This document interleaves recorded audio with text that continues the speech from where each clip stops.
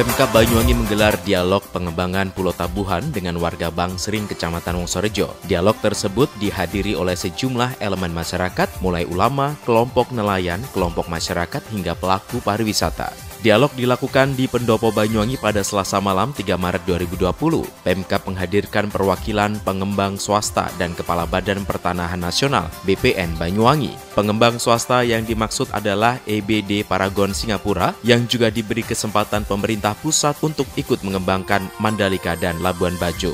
Dalam dialog tersebut, Kepala Badan Perencanaan dan Pembangunan Daerah Bapeda Banyuwangi, Suyanto Waspotondo menjelaskan rencana pengembangan Tabuhan sebenarnya sudah dimulai sejak 2010.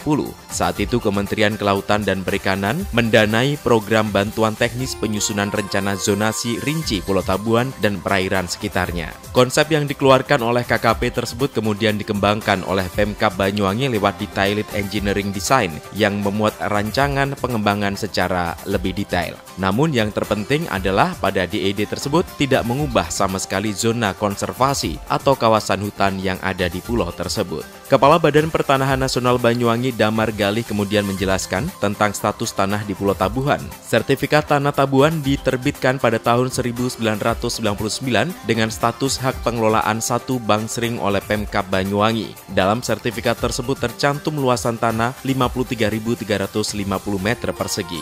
Dialog tersebut pun berlangsung dinamis, sempat terjadi aksi walkout oleh beberapa orang saat dialog masih berlangsung, namun sebagian besar masih bertahan untuk melanjutkan dialog hingga tuntas. Puluhan warga yang masih bertahan langsung memberikan respon terkait pengembangan Pulau Tabuhan. Salah satunya adalah Ketua Kelompok Sadar Wisata Bangsering, Sukirno Wildan. Sukirno menyatakan mendukung pengembangan Tabuhan selama 7 syarat yang diajukan oleh mereka dapat dipenuhi. Di antaranya kapal nelayan diizinkan untuk bersandar saat musim buruk. Areal Pulau Tabuhan tetap terbuka sebagai area fishing ground. Kegiatan transportasi wisata melibatkan kapal angkutan masyarakat lokal. Atraksi wisata melibatkan potensi lokal, terbuka untuk semua wisatawan yang ke Pulau Tabuhan hingga menyediakan sarana ibadah mushola untuk umum. Menanggapi keinginan warga tersebut, perwakilan EBD Paragon Indonesia, Zulfiadi Suprayit, akan mengakomodasi keinginan Pok Darwis dan kelompok nelayan. Pengembangan Pulau Indah itu tidak akan mengurangi aktivitas yang sudah berjalan, bahkan akan dilengkapi fasilitasnya. Nah, di slide terakhir itu ada pembagian 1 hektar untuk wilayah negeri. Harapannya itu bisa dimaksimalkan karena kami nanti akan memberikan saluran air minum untuk para nelayan yang mengambil air nggak perlu ke pantai, karena di sana ada salinasi air laut, jadi ada tempat untuk bisa mengambil air minum. Dan di zona umum ini akan kita bikin fasilitas publik, ada toilet, dan yang paling penting berhubungan dengan adat di Pulau Tabuhan, ada mushola di sana.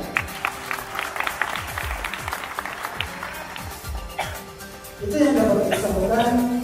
Segala sesuatunya kita bahas secara teknikal di gambaran kami tidak merubah konsep yang ada dari Bapeda, dari JDU dan sebagainya.